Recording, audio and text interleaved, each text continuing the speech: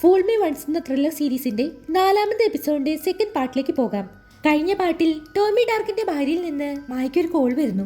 അവർക്ക് എന്തോ ഒരു തെളിവ് കിട്ടിയിട്ടുണ്ട്. മായ ഉടനെ തന്നെ അങ്ങോട്ടേക്ക് പുറപ്പെടുന്നു. ഈ സമയം ക്ലേറിയുടെ വീട് ഡെയിൻ അവിടെയൊക്കെ എന്തോ തിരയുകയാണ്. ആബി അവനോട് നീ എന്താ തിരയുന്നു എന്ന് ചോദിക്കുന്നു. പണ്ട് താൻ സ്കൂളിലായിരുന്ന സമയത്ത് സ്കൂളിന്റെ ആവശ്യത്തിന് വേണ്ടി ഒരു DNA ടെസ്റ്റ് എടുത്തിട്ടുണ്ടായിരുന്നു. പക്ഷേ അതിന്റെ റിസൾട്ട് അമ്മ തന്നെ കാണിച്ചിട്ടില്ലായിരുന്നു എന്ന് അവൻ പറയുന്നു. എന്തായാലും അവരത് അന്വേഷിച്ച് കണ്ടുപിടിക്കുന്നു. ഈ ഒരു ലിങ്ക് വഴി അമ്മയുടെ മറ്റേ മകനെ ആരെങ്കിലും അഡോപ്റ്റ് ചെയ്തിട്ടുണ്ടെങ്കിൽ അത് കണ്ടെത്താനാകുമെന്ന് അവർക്ക് മനസ്സിലായി. എന്തായാലും അവർ അതിന് പുറപ്പെടുകയാണ്. മായ ടോമി ഡാർക്കിന്റെ വീട്ടിലെത്തി. അയാളുടെ വൈഫ് അവളെ കാത്തിരിക്കുകയാണ്. എന്താണ് കാര്യമെന്ന് മായ തിരക്കുന്നു. അവർ കുറച്ച് പേപ്പേഴ്സ് എടുത്ത് മായയെ കാണിക്കുന്നു. അവരാകെ പരിഭ്രമത്തിലാണ്. അവർക്ക് അവരുടെ ഭർത്താവ് എവിടെയെന്ന് അറിയില്ല. ആ പേപ്പേഴ്സിൽ ടോമി ഡാർക്കിന് എല്ലാ മാസവും ബർക്കറ്റ് കമ്പനി കാശ് അയക്കുന്ന രേഖയായിരുന്നു. അതവർ മായയെ കാണിക്കുന്നു.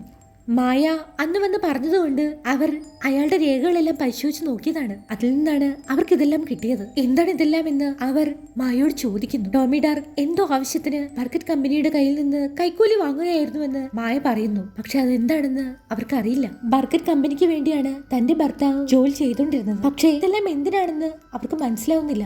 6 ആഴ്ചയായി അയാൾ എവിടെയാണെന്ന് തനിക്ക് അറിയില്ല എന്ന് ടോമി ഡാർക്കിന്റെ വൈഫ് പറയുന്നു. അവർ ആകെ വിഷമത്തിലാണ്. മായ നേരെ ജോയുടെ വീട്ടിലേക്ക് പോകുന്നു. അവിടെ മദർ ലോയിഡ് നിങ്ങൾ കഴിഞ്ഞ 20 വർഷമായി എന്തിനാണ് ടോമി ഡാർക്കിന് കാശ് അയച്ചുകൊണ്ടിരിക്കുന്നതെന്ന് അവൾ ചോദിക്കുന്നു. പക്ഷെ അവരതിന് ഉത്തരം പറയാൻ തയ്യാറാകുന്നില്ല. നിങ്ങളുടെ മകൻ കടലിൽ വീണ് മരിച്ചു. ആ യാച്ചിന്റെ ക്യാപ്റ്റന് നിങ്ങൾ കഴിഞ്ഞ 20 വർഷമായി കാശ് അയക്കുന്നു. ഇതെല്ലാം എന്താണ് അർത്ഥമെന്ന് മായ ചോദിക്കുന്നു. ആൻഡ്രൂ മരിക്കുന്ന ദിവസം അവിടെ എന്തോ സംഭവിച്ചിട്ടുണ്ട്. അതുകൊണ്ടാണ് നിങ്ങൾ ടോമി ഡാർക്കിന് കാശ് കൊടുക്കുന്നത്. എന്താണെന്ന് അവൾ ചോദിക്കുന്നു. അന്ന് രാത്രി ആ യാച്ചിൽ അവരൊരു പാർട്ടി കൂടുകയായിരുന്നു. ആൻഡ്രൂ നല്ലപോലെ മദ്യപിച്ചിട്ടുണ്ടായിരുന്നു. അവൻ ഡെക്കിൽ കയറിയപ്പോൾ അവിടുന്ന് കാൽവഴുതി വീഴുകയായിരുന്നു എന്ന് മദർലോ പറയുന്നു. അതല്ലാതെ വേറൊന്നും സംഭവിച്ചിട്ടില്ല എന്ന് മദർലോ പറയുന്നു. പക്ഷെ ആൻഡ്രൂ സ്വയം ആത്മഹത്യ ചെയ്തതാണെന്ന് മായ അവരോട് പറയുന്നു. അത് കേട്ട് അവർ മായയെ വഴക്ക് പറയുന്നുണ്ട്. തന്നോടിത് ജോയാണ് പറഞ്ഞെന്ന് മായ പറയുന്നു. ആൻഡ്രൂ സൂയിസൈഡ് ചെയ്തതാണെന്ന് ലോകത്തോട് പറയാതിരിക്കാൻ വേണ്ടിയാണോ നിങ്ങൾ ടോമി ഡാർക്കിന് കാശ് അയച്ചുകൊണ്ടിരിക്കുന്നതെന്ന് അവൾ ചോദിക്കുന്നു. എന്തായാലും തനിക്കുള്ള ഉത്തരങ്ങളൊന്നും കിട്ടാതെ മായ അവിടുന്ന് പോകുന്നു.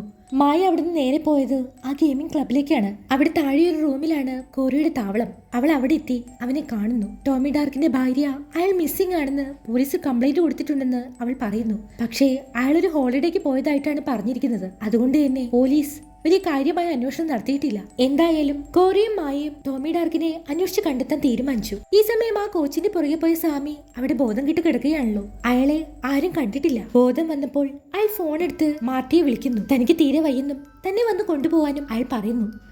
ഈ സമയം ആബിയും ഡെയിനും ഒരു സൈറ്റിൽ കയറിയിരിക്കുകയാണ്. അതിൽ അവരുടെ അമ്മ രജിസ്റ്റർ ചെയ്തിട്ടുണ്ടല്ലോ. അതിൽ ഡെയിനിന്റെ DNA റിപ്പോർട്ട് ഉണ്ട്. അതിൽ അവരൊരു ഹാഫ് സിബ്ലിംഗ് ഉള്ളതായി കാണിക്കുന്നുണ്ട്. അവർക്ക് അവരുടെ സഹോദരനെ കണ്ടുകിട്ടുകയാണ്. ഈ സമയം എഡി അങ്ങോട്ടേക്ക് വരുന്നു. പക്ഷേ എഡിയോട് അവർ ഈ കാര്യങ്ങളൊന്നും പറയുന്നില്ല.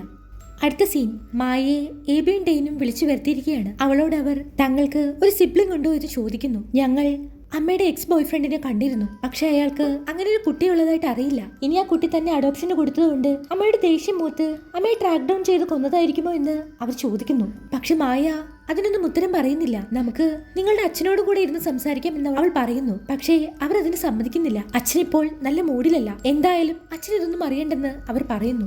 ഞങ്ങൾക്ക് ഒരു സിബ്ലിംഗ് ഉണ്ടായിരുന്നു എന്ന് അവർ വീണ്ടും അവളോട് ചോദിക്കുന്നു. ഒടുവിൽ മായ അവരുടെ നിർബന്ധം സഹിக்க വയ്യാതെ അവർക്ക് ഒരു ഹാഫ് ബ്രദർ ഉണ്ടെന്ന് സമ്മതിക്കുന്നു. അവനിപ്പോൾ 19 വയസ്സായിട്ടുണ്ടാകും. ഈ സമയമാണ് കാണിക്കുന്നത്. എഡി അലക്സാണ്ടറിനെ കാണാൻ എത്തിയിരിക്കുകയാണ്. അലക്സാണ്ടറിനെ കണ്ടതും എഡി അയാളെ ഇടിച്ച് താഴെയിടുന്നു.